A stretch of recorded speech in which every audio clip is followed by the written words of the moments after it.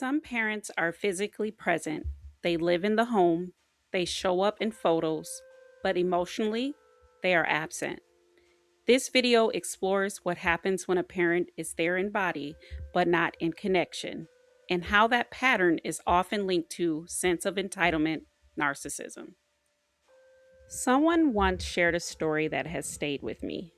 They were pregnant with their first child, young, still in college, unsure about their marriage, unsure about the future. Fear had set in, the kind that makes you reach for the one person you hope will tell you everything will be okay. So they called their father, crying, begging, asking if they could come home. Not forever, just for safety, just for reassurance. His response was short: "You'll be fine." No questions, no concern, no offer to help, just distance. What made it harder was that there was no present mother to turn to either. The family system had always been distant, disconnected. So in that moment, it felt like confirmation of something that had been quietly felt for years, that his emotional energy belonged to the family he had built later, not the one asking for him now. So they did what many people do when support doesn't come. They stayed, they adjusted, they survived. They continued living with their husband, they raised their daughter, they built a life anyway. Over time, the father saw the child once as a baby, maybe twice as an adult, not because access wasn't possible, but because involvement was never prioritized. As the daughter grew older, she began to ask questions about family, about grandparents, about why that side wasn't around. And for a long time, explanations were softened, excuses were offered, the truth was hidden, not to protect the parent, but to protect the child from feeling unwanted. Because explaining emotional absence is harder than explaining physical distance. Stories like this are more common than people realize. They illustrate how emotional absence and entitlement can show up quietly during moments when support matters the most. In many families, emotional abuse doesn't look like abuse. There's no yelling, no chaos, no obvious neglect. Instead, there is silence. Questions aren't asked, feelings aren't explored, struggles aren't noticed.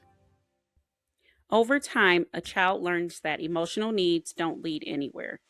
They learn to stop expressing them, not because they don't have them, but because there's no response.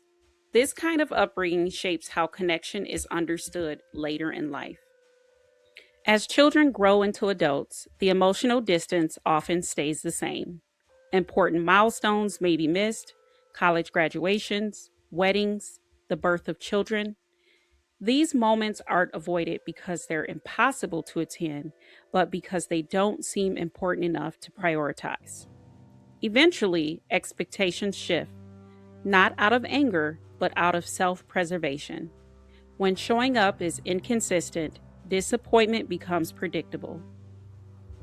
This is where sense of entitlement narcissism often shows up. Entitlement doesn't always look loud or arrogant. Sometimes it looks quiet and passive. It shows up when contact happens only when something is needed. Access is expected without emotional effort. Interest appears after success, not during struggle. Relationships feel transactional rather than mutual.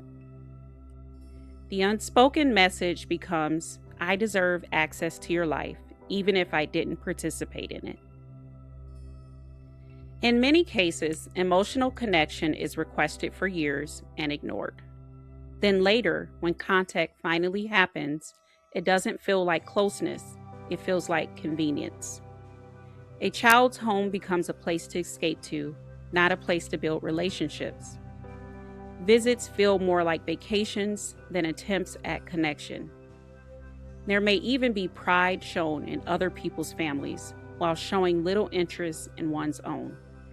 That contrast can be painful because it confirms what has always been felt but never clearly named.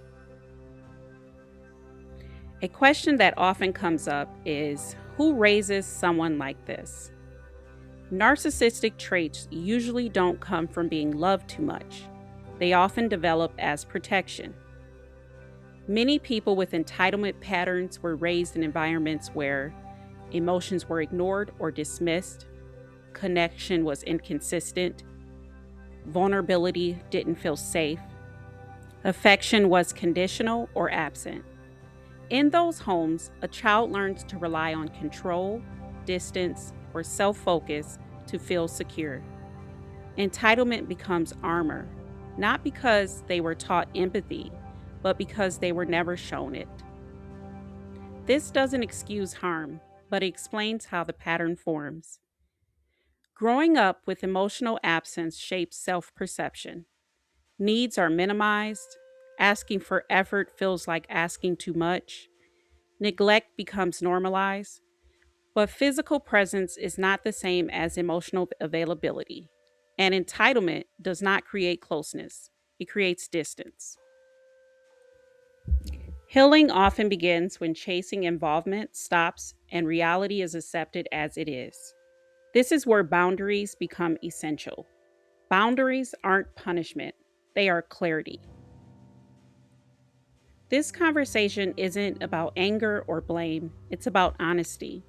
Some parents don't want connection, they want access.